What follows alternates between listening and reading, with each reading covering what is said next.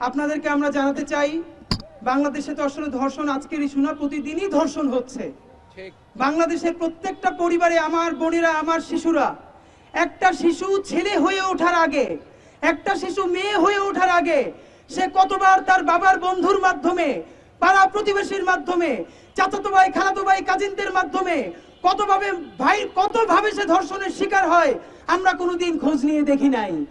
এইটা যেহেতু আজকে সামনে এসছে, আপনাদেরকে আমরা স্পষ্টভাবে জানাতে চাই, আপনারা জানেন ইনকিলাব মঞ্চ বাংলাদেশে সেই শাহবাগিতা, যেই শাহবাগিতা মানে বিচার মানি না, ফাঁসি চাই, যেই শাহবাগিতা মানে ফ্যাসিবাদের উত্থান, সেই কোন শাহবাগীও যদি ধর্ষণের শিকার হয়, ইনকিলাব মঞ্চ আপামর ছাত্র জনতাকে সাথে নিয়ে সবার আগে তার বিচার চাইবে ইনশাআল্লাহ। একজন আর ধর্ষণের বিচার চাইতে তাকে হিন্দু হওয়ার দরকার নাই, মুসলমান হওয়ার দরকার নাই, শাহবাগের হওয়ার দরকার নাই, শাপলার হওয়ার দরকার নাই। সে মাজলুম হয়েছে, তাকে ধর্ষণ করা হয়েছে, সুতরাং তাকে যদি কোনো মাদ্রাসার মুতামিমও ধর্ষণ করে, সেই বদমাইশ মুতামিমের জিভ ছিঁড়ে ফেলতে হবে ইনশাআল্লাহ। বাংলাদেশের আপামর সাধারণ জনতা, তৌহিদি জনতা, দেশপ্রেমিক তৌহিদবাদী জনতা কোনদিন কোন অন্যায়কারীকে, কোন ধর্ষককে, কোন নিপীড়ককে প্রশ্রয় দেয় না এবং দিবে না ইনশাআল্লাহ। ভাইয়ের আমার, আজকে যে আসিয়াকে নিয়ে কথা হচ্ছে, আমার সন্তান হয়েছে, এই সন্তানের পরে বুঝতে পারি আপনারা বোঝেন 8 বছরের একটা শিশু যাকে ধর্ষণ করার মতো অর্গান তার তৈরি করা হয় নাই, তাকে ব্লেড দিয়ে কেটে 5 ইঞ্চি ছিদ্র করা হয়েছে, তাকে ধর্ষণ করার জন্য চক্ষু বন্ধ করলে মনে হয় আইয়ামে জাহিলিয়াত তো যেন ছাড়িয়ে গেছে।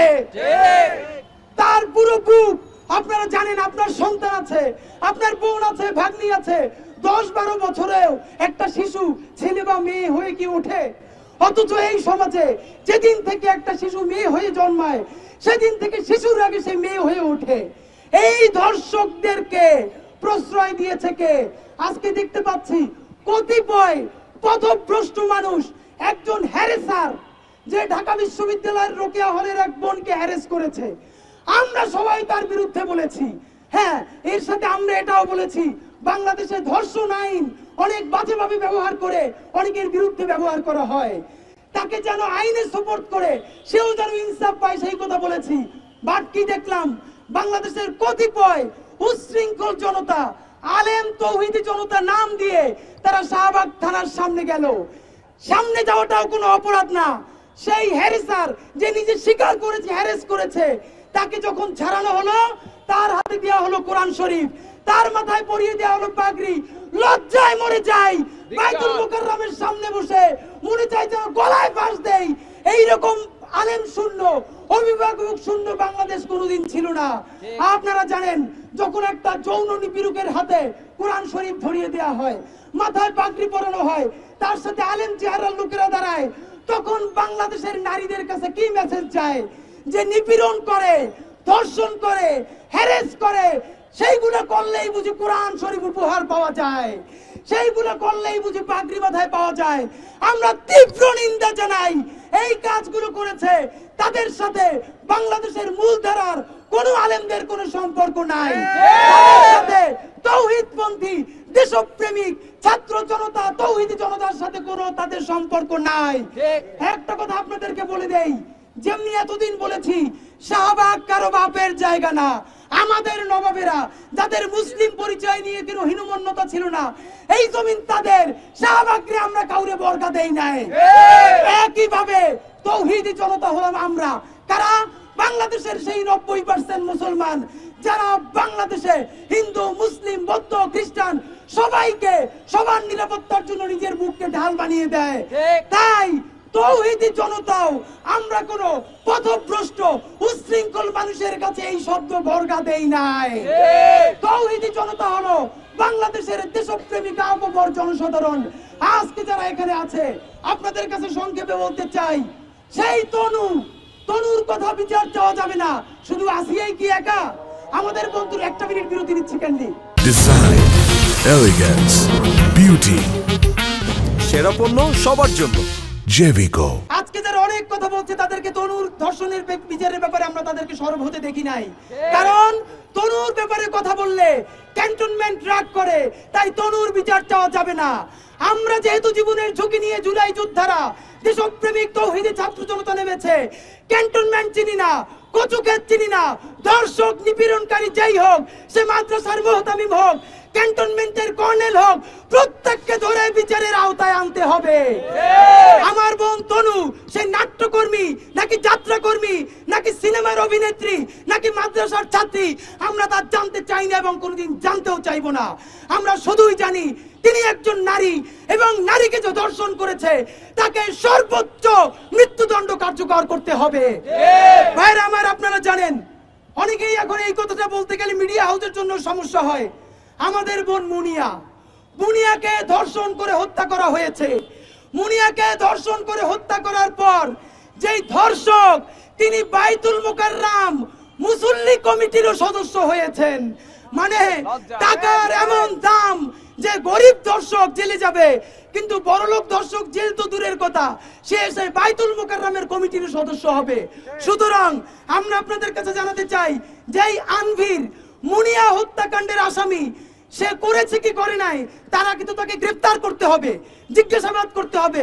আজ পর্যন্ত বসুন্ধরার আনভিরকে কেন গ্রেফতার করা হয় না আমরা জানতে চাই।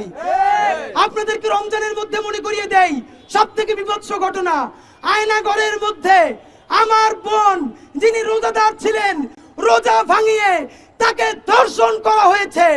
আর সেই ধর্ষক র্যাবের আলেপ এখন পর্যন্ত অক্ষত অবস্থায় আছে, তার বিচার আমরা দেখতে পারি নাই। কেন? যদি আলেপের বিচার করা শুরু হয় তাহলে কি র্যাব আমাদের বিমুখ হবে? এই র্যাব, এই ডিজিএফআই, এই ক্যান্টনমেন্ট সবকিছু মানেই তো আমরা নতুন জুলাই যুদ্ধ শুরু করেছি।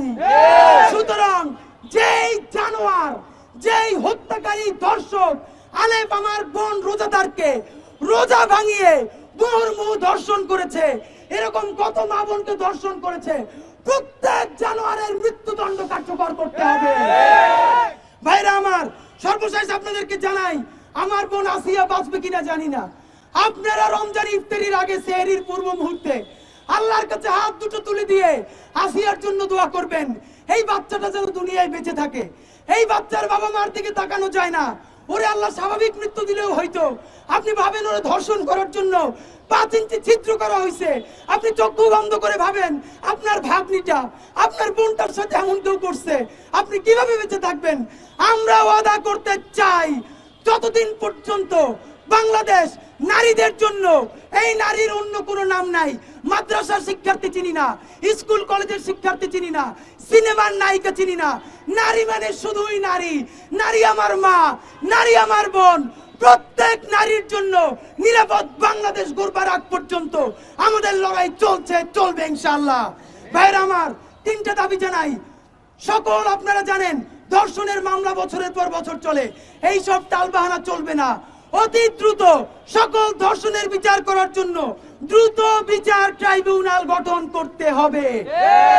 2, এই সমস্ত মামলা শুরু হওয়ার 90 দিনের মধ্যে মামলা নিষ্পত্তি করে রায় ঘোষণা করতে হবে। এবং আপনারা জানেন আজকে আদালত একটা রায় দিয়েছে, আগামী 180 দিনের মধ্যে আসিয়ার এই ঘটনাকে তদন্ত করার জন্য আমরা প্রত্যাখ্যান করি। 180 দিন মানে 6 মাস। আমার যেই বোনটা আইসিইউতে জীবন মরণের মধ্যে আছে, সেইটা জানতেও 180 দিন লাগবে কেন? 180 দিন বুঝি না, আগামী 3 দিনের মধ্যে সমস্ত তদন্ত শেষ করে আমার বোনের ধর্ষকদের বিচার শুরু করতে হবে। সর্বশেষ যে কথাটা বলবো, অনেক আলেম ওলামাও কষ্ট পাবে। আপনারা জানেন বাংলাদেশের দর্শের সব থেকে বড় জায়গা বাংলাদেশের মাহফিলগুলা।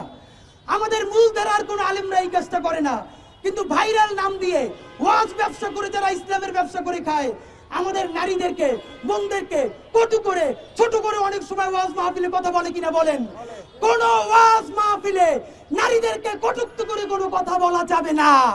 একই সাথে আপনাদেরকে জানাই, এই কথাটা অনেকেই বামপাড়ার বলে, শাহবাগীরাও বলে, নিজের দিকে তাকায় না। নারীরা যে একটা পণ্য, এইটা যদি ওয়াজ মাহফিলে বলা হয় 10 ভাগ, এর থেকে 1000 বেশি বলা হয় বাংলাদেশের নাটক সিনেমায়। সুতরাং নাটকে, সিনেমায়, বিজ্ঞাপনে, পোস্টারে নারীকে ভোগ্য পণ্য হিসেবে প্রদর্শন করা বন্ধ করতে হবে। নারী কোনো ভোগ্য পণ্য নয় যে টাকা থাকলেই কিনে ব্যবহার করা যাবে। সুতরাং দ্রুত বিচার ট্রাইব্যুনাল চাই, 90 দিনের মধ্যে নিষ্পত্তি চাই এবং আসিয়া, আমার বোন আসিয়ার জন্য দ্রুত মামলার কার্যক্রম শুরু করতে হবে। আমরা সবাই এখন মিছিল করে শাহবাগ যাব, আসরের নামাজ পড়বো, গণ ইফতার করে আমার বোনদের জন্য দোয়া করব। বাংলাদেশ জিন্দাবাদ, ইনকিলাব জিন্দাবাদ। আপনারা আমাদের সাথে শাহবাগ চলেন।